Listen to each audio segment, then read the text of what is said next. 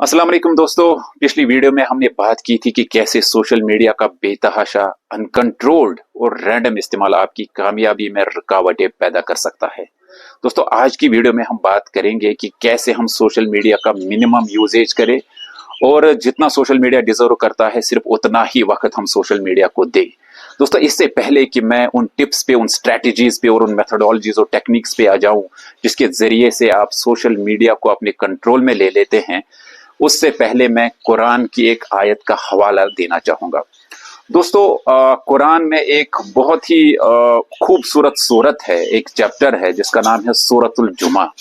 दोस्तों, इस सूरतुल जुमा की आयत नंबर 11, आयत नंबर 11 में अल्लाह ताला फरमाते हैं कि अऊज़ु बिल्लाहि मिनश शैतानिर रजीम, बिस्मिल्लाहिर रहमानिर रहीम, व इज़ा रौ तिजारतन औ लहवन इन फदू इलैहा व तरकूका काइमन कुल मा इंदल्लाहि खैरुम मिनल लहवी व मिनत तिजारा वल्लाहु खैरुर राज़िकीन।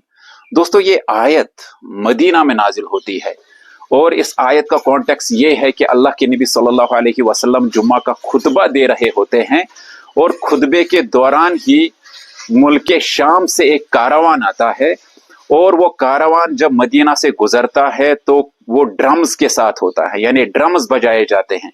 तो कुछ सहाबा रसूलुल्लाह सल्लल्लाहु अलैहि वसल्लम को मिंबर पर छोड़कर इस कारवान की तरफ जाते हैं और फिर ये आयत नाजिल होती है जिसमें अल्लाह ताला फरमाते हैं कि या रसूलुल्लाह सल्लल्लाहु अलैहि वसल्लम, ये आपको छोड़ के चले गए, तन्हा छोड़ के चले गए और ये लहव में मसरूफ हो गए और इस तिजारत में मसरूफ हो गए। इनसे कह दीजिए कि वल्लाहु खैरुर राज़िकीन, और जो अल्लाह के पास है वो सबसे बेहतर है इन चीजों से जिनकी तरफ वो दौड़ रहे हैं।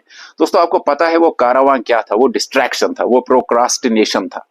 दोस्तों, फिर उसके बाद आपको पता है कि सहाबा ने क्या किया। उन्होंने कभी भी रसूलुल्लाह सल्लल्लाहु अलैहि वसल्लम को ऐसे नहीं छोड़ा और उन्होंने कभी भी रसूलुल्लाह सल्लल्लाहु अलैहि वसल्लम या दीन इस्लाम के ऊपर किसी चीज को तरजीह दी। और उसके बाद आपको पता है कि इनकलाब बर्पा हुआ जब उन्होंने इस डिस्ट्रैक्शन को ओवरकम किया। तो उसके बाद वो बनते हैं उमर इब्नुल खत्ताब, वो बनते हैं अबू बकर as-सिद्दीक, वो बनते हैं उस्मान गनी, वो बनते हैं असदुल्लाह अली इब्न तालिब। दोस्तों, खालिद बिन वलीद, फिर इस तरह के सहाबी पैदा होते हैं, मुसैब इब्न उमर। फिर वो दुनिया के पीछे नहीं लगते, दुनिया उनके कदमों में आ जाती है। सो यू सी कि कैसे आप अगर एक डिस्ट्रैक्शन को ओवरकम करते हैं तो कामयाबी आपके कदम चूमती है, और वही हुआ भी। आपको फिर पता है कि रसूल सल्लल्लाहु अलैहि वसल्लम के इस दुनिया से जाने के बाद दीन इस्लाम को आज तक जिन लोगों ने जिंदा रखा है, जो इस्लाम फला फूला और पूरी दुनिया में पहुंच गया, वो सिर्फ इसलिए था क्योंकि उन्होंने डिस्ट्रैक्शन को ओवरकम किया था। तो अब ये सबसे बड़ा मकसद है, यानी इंसान की जिंदगी का, मुसलमान की जिंदगी का ये सबसे बड़ा मकसद है कि दुनिया की डिस्ट्रैक्शंस उसको आखिरत से गाफिल नहीं करती। लेकिन दुनियाई एतबार से हमें कई मकासद जो हैं वो हमारी नजर में होते हैं, because world is practical, the problems are practical, और हम में से हर एक चाहता है कि वो कामयाब हो, एक अच्छा करियर बने, एक एकेडमिक एक्सेलेंस मिले, सब जो है गरीबी से बचे, मोहताजी से बचे, एक सेल्फ लाइवलीहुड सबका हो। तो इसमें कोई हर्ज नहीं है, because the profit has taught us कि रब्बना आतिना फिद दुनिया हसना व फिल आखिरति हसना व किना अज़ाबन नार। हम दुनिया भी बेहतर चाहते हैं, हम आखिरत भी बेहतर चाहते हैं। We don't compromise on certain luxuries that world or the comforts that the world offers to us।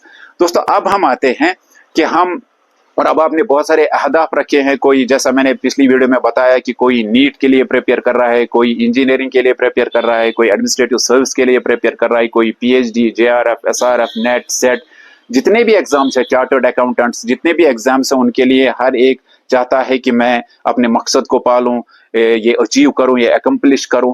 तो उसके लिए अब आप सोशल मीडिया के इस बेतहाशा, और जो सोशल मीडिया ने आपको गुलाम बना के रखा है, आपके ऊपर सरमाउंट कर चुका है, आपको डोमिनेट कर चुका है, आप कैसे बच सकते हैं इससे।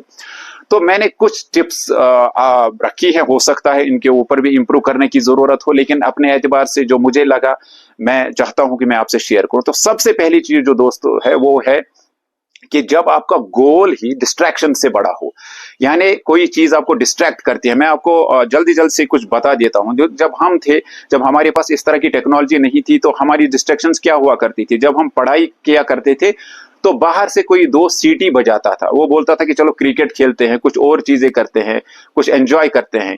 तो जो लोग उस डिस्ट्रैक्शन को ओवरकम करते थे, यानी पढ़ने के वक्त जो लोग उस डिस्ट्रैक्शन को ओवरकम करते थे वो कामयाब हो जाते थे। जो लोग कैरी अवे हो जाते थे उस सीटी से और फिर खेलने जाते थे और फिर वापस ही नहीं आते थे शाम शाम तक, तो हमारे लिए वो डिस्ट्रैक्शंस थे। लेकिन आप लोगों के जो डिस्ट्रैक्शंस है वो है, you have a live bomb on your hands. तो आप जैसे ही कोई नोटिफिकेशन बजी, कुछ हो गया, तो आपने जल्द से चेक करना शुरू कर दिया, आप अपने अपलोड कर दे हैं, अपने फोटोज अपलोड कर दिए आपने, या आप देखते हैं कि आपने कुछ पोस्ट अपलोड किया, उसके बाद आप रिएक्शंस देखते हैं, आपके लाइक्स सब्सक्राइबर्स कितने जो भी हैं आप देखते रहते हैं, तो ये आपके लिए डिस्ट्रैक्शन है। लेकिन जब आपको ये पता हो कि your goal is the greater than the distraction, so the distraction will not trouble you anyway, ठीक है। तो पहली चीज है कि अपने मकसद को अपनी डिस्ट्रैक्शन से सबसे ऊपर रखो। दूसरी चीज जो है वो है कि आप जरा इमेजिन कीजिए कि मान लीजिए आप डॉक्टर बन गए, आप इंजीनियर बन गए, आप एक केएएस आईएएस ऑफिसर बन गए। इमेजिन कीजिए कि उस वक्त की खुशी क्या होगी, यानी वो रियलाइज, वो सेटिस्फैक्शन और उसका इम्पैक्ट कैसा होगा। आप कितना सर उठा के अपने माँ बाप के सामने, अपने दोस्तों के सामने, अपने रिश्तेदारों के सामने जाएंगे, और कितना सेटिस्फैक्शन और कितना हार्ट वार्मथ होगी जब आप उस गोल को पालेंगे। So this is very important, just keep कि as if you have succeeded, और इमेजिन कि वो दिन कैसा होगा, वो लम्हा कैसा होगा जिस वक्त आप कामयाब होंगे और अब अपने माँ बाप और रिश्तेदारों और खुद अपने उम्मीदों पे खरे उतर जाएंगे। दोस्तों तीसरी चीज है वो है कि आप एक रियलाइजेशन आपके अंदर ये होनी चाहिए कि रील्स देखना और सोशल मीडिया को इतना देखने के बाद मुझे हासिल क्या होता है। फॉर एग्जांपल, अगर आप किसी स्पोर्ट्स में इन्वॉल्व होते हैं, आप जिम के लिए जाते हैं, तो you at least get A solid body, so you get some sort of satisfaction कि okay I am just gaining something, okay, आप अपनी हेल्थ को इंप्रूव कर रहे होते हैं। But what about watching the reels all the time, all the night, all the day? So the realisation should be that you get nothing out of watching from this. और ये याद रखिए कि जितना आप हासिल कर रहे होते हैं रीलों से, उतने 4 गुना 10 गुना आप खो रहे होते हैं। तो तीसरा पॉइंट ये है कि एक रियलाइजेशन होनी चाहिए कि हमें ये सब करके क्या मिलता है। दूसरी चीज जो है वो है कि थिंक अबाउट योर हेल्थ। अपनी हेल्थ के बारे में सोचिए कि how it affects your health, your psychological health, your emotional health. ये रियलाइजेशन बहुत इंपॉर्टेंट है और इसी रियलाइजेशन से आप इसको काबू कर पाएंगे। जैसे फॉर एग्जांपल, जब आप किसी को नसीहत कर रहे होते हैं कि सिगरेट पीने से ये होता है वो होता है, इससे कोई फायदा हासिल नहीं है, इसमें पैसा भी चला जाता है, सेहत भी चली जाती है, दांत भी गंदे हो जाते हैं, सांस में भी बदबू आ जाती है। तो सिमिलरली आपको रील से क्या मिलता है? तो सेहत खराब होती है, आपका नेक जो है पेन करने लगता है, आपके बैक पे इंपैक्ट हो जाता है, बहुत सारी और चीजें आ जाती है, आप इरिटेशन के शिकार हो जाते हैं, आप फैटिक के शिकार हो जाते। तो दिस इज प्रेटी इंपॉर्टेंट कि आपको ये रियलाइजेशन हो कि इससे सेहत जो है वो बिगड़ सकती है। दोस्तों दूसरी चीज ये है कि आप जितना टाइम रील्स पे खर्च करते हैं वो टाइम अगर आप अपने करियर पे लगा दिए तो सीधे रिजल्ट्स, यानी जो क्वालिटी टाइम जो आप रील्स पे खर्च करते हैं या स्नैपचैट पे करते हैं, फेसबुक पे करते हैं, सीधा impact if you utilise that time on your preparation. It's very difficult क्योंकि हमारे हैबिट्स बन चुके हैं, लेकिन हैबिट्स को ब्रेक करना ही हमारी कामयाबी की जमानत है। जिस तरह हमारे बैड हैबिट्स बन चुके हैं, अच्छे हैबिट्स भी बन सकते हैं। तो दिस प्रेटी इंपॉर्टेंट। दोस्तों तीसरी चीज जो है इसकी मिनिमाइजेशन करना ये है कि आप टाइम जोन सेट कीजिए, यानी आप देखिए कि किस वक्त मैं सोशल मीडिया पे चला जाऊं या अपना फोन को हाथ में ले लूं। So set the time, set a very strict discipline, because life is all about discipline. अगर आपकी जिंदगी में डिसिप्लिन नहीं है तो you are likely to be defeated, to be conquered badly, you are at loss, ठीक है। फिर फाइनली जो चीज है वो ये है कि prioritize the physical exercises over the gaming on the phone and many other things।